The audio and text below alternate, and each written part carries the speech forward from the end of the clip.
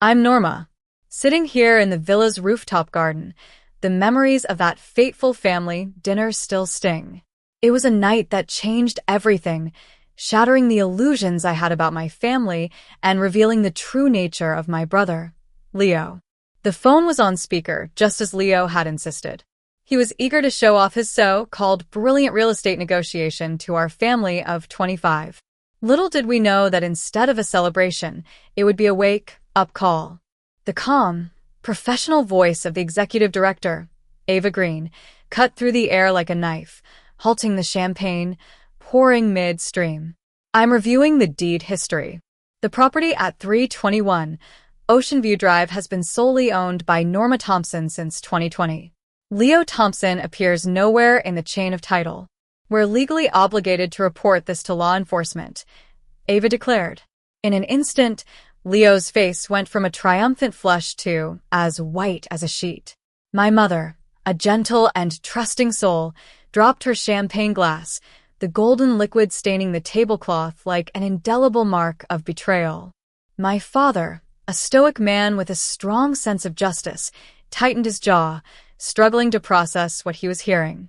I sat there, fork in hand, watching the world I knew crumble before my eyes.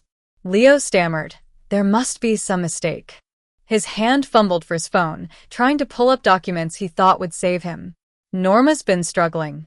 She needed help. The villa was just sitting there empty. I set down my fork carefully and calmly replied, "The villa has 18 long-term tenants across 5 units. It generates $50,000 annually after expenses and has never been empty." My aunt, Emily, dropped her fork with a clatter. My uncle, Henry, stopped mid-sentence. My cousin, Lily, Leo's biggest supporter, stared at me in disbelief. My mother, her voice small and confused, said, "You told us she was barely making rent, that the property was underwater, and that selling it was the only way to help her."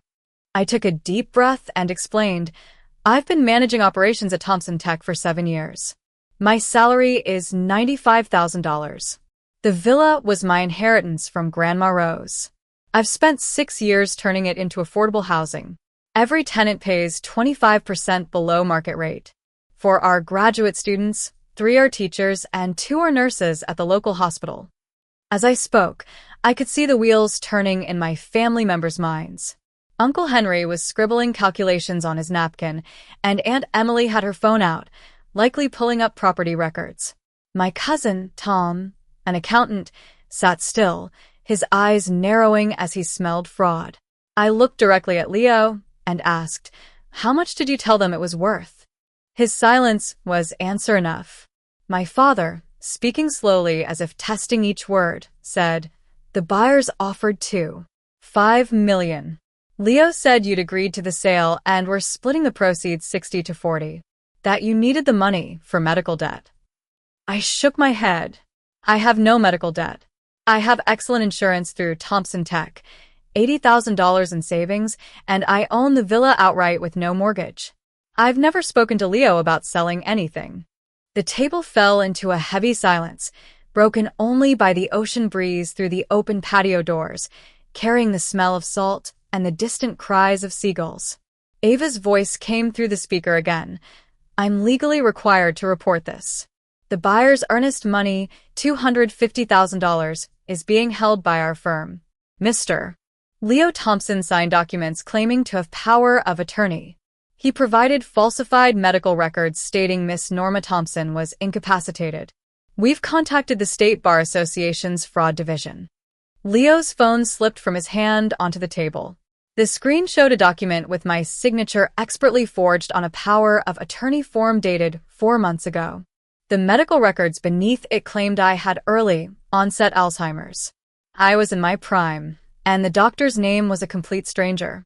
My mother whispered, "Leo," a sound of realization that came too late. I pulled out my phone and opened my property management folder. Turning the screen towards the table, I said, "This is the villa's operating account. You can see 18 rent deposits every month for 6 years, maintenance records, tax payments.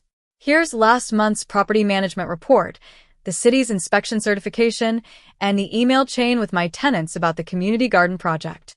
I looked at Leo, the brother who I'd lent $8,000 to 5 years ago for an emergency, who'd asked to stay at the villa, but I'd refused because I had tenants to protect. He'd called me selfish when I wouldn't sign his business loan. You told them I was struggling, I stated. You needed them to believe I was desperate because desperate people sell property for less than it's worth. And families help desperate people, even if it means stealing $2. $5 million. Leo tried to defend himself. It wasn't stealing.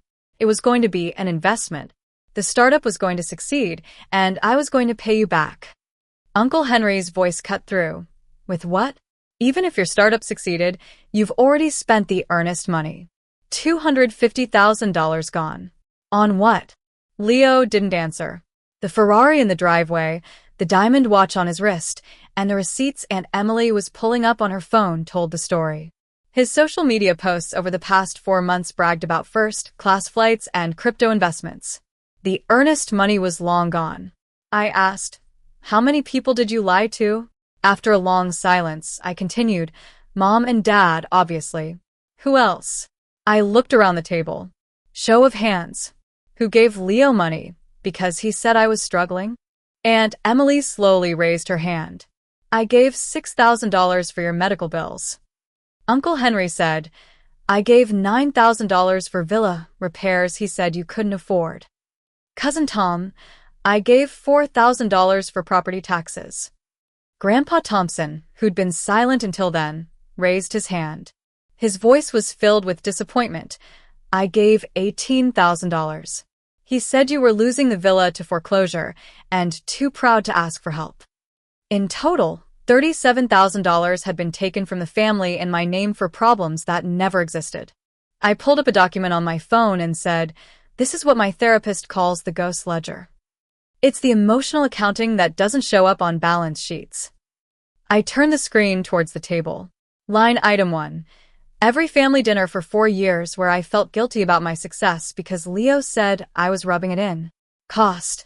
My right to celebrate achievements, never recoverable. Line item 2. The villa renovation I did alone because Leo said I was showing off my inheritance.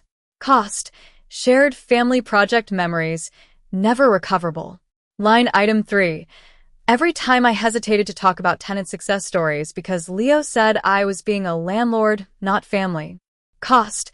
Pride in creating affordable housing and connection with the family, never recoverable. Line item 4.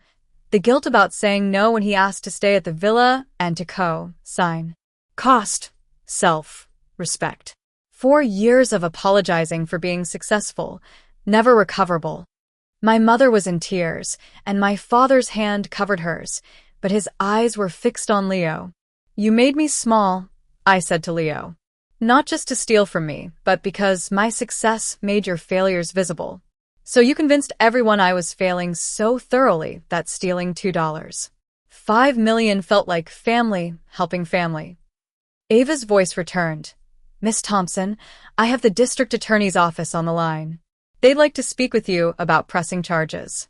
This constitutes wire fraud, identity theft, and elder abuse due to the falsified medical records. The FBI may also have jurisdiction because of the interstate wire transfers for the earnest money.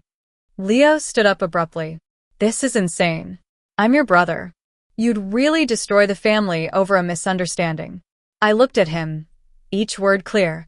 You forged my signature, created fake medical records, collected $37,000 from our family using my name, tried to sell my property, and spent the buyer's earnest money before the sale closed. This isn't a misunderstanding. This is systematic fraud. Grandpa Thompson, at 85, still the patriarch of the family, stood up and said, Leo, sit down. Leo sat. Grandpa turned to me and asked, Norma, what do you need? What I needed was the past 4 years back, family dinners without guilt, a brother who celebrated my success. But I knew I couldn't have that. I need the title company to unwind the sale. I need Leo to face legal consequences for fraud. I need everyone who gave him money in my name to file reports with the district attorney. And I need all of you to understand that I bought this villa because Grandma Rose believed in me.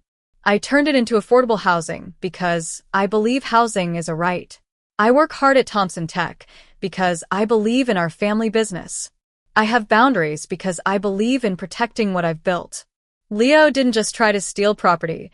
He tried to steal my reputation and my right to exist successfully in this family without apology. The silence in the room was heavy. Aunt Emily was crying. Uncle Henry had his head in his hands, and my mother looked broken. I said to Ava through the phone, "The district attorney will contact each of you. I'm pressing charges. All of them." Ava replied, "Understood. I'll coordinate with law enforcement. Miss Thompson, your due diligence on this property is impeccable. The documentation you maintained is what allowed us to catch this." I ended the call and looked at my family one last time. Leo had his head down, hands in his hair. My father's jaw was still tight, and my mother reached out to me, pleading. I picked up my purse and said, "I'll be at the villa. The community garden project opens next month. 18 tenants and their families, real people with real homes that Leo was willing to destroy for a Ferrari and a dream." I walked out, feeling the ocean breeze on my face. It carried the promise of freedom and the sound of waves that had been there long before and would be there long after that dinner. Behind me, I heard raised voices, Leo shouting, my father's rare anger, and Grandpa's quiet devastation. 3 months have passed since then. The community space we built at the villa opened last week. 14 families came with plants, food, and laughter. Mrs. Johnson brought her delicious pies. The graduate students set up a community study area, and the nurses taught everyone about health and wellness. Leo took a plea deal. 20 months in federal prison, 6 years of probation, and restitution of $250,000. The buyer's earnest money was returned. The extended family paid back the $37,000 at Grandpa's request. Some relationships are slowly mending. Aunt Emily helps with tenant events, and Uncle Henry sent his accounting team to review my property management systems. My parents are in therapy. We're not back to where we were, and maybe we never will be, but I'm no longer carrying the guilt for my success. Leo's Ferrari was seized, and his social media accounts are deleted. His startup never got off the ground. Now, I have Sunday dinners with Grandpa at the villa. He sits in the rooftop garden and tells me about Grandma Rose's dreams for this place. He said last week, "You did what she hoped. You built something that serves, not just profits." I think about Leo sometimes, the brother I thought I had versus the one who really was. The difference between us was never about money. It was about what we thought property was for. He thought it was for taking, but I know it's for building. The community garden now has a variety of vegetables, and the community study area has over 150 books. Tonight, I'm having dinner with Grandpa, watching the sunset over the ocean, surrounded by the sounds of families living their lives. They tried to take something from me, but in the end, I've proven the true worth of this place, and the account is finally balanced.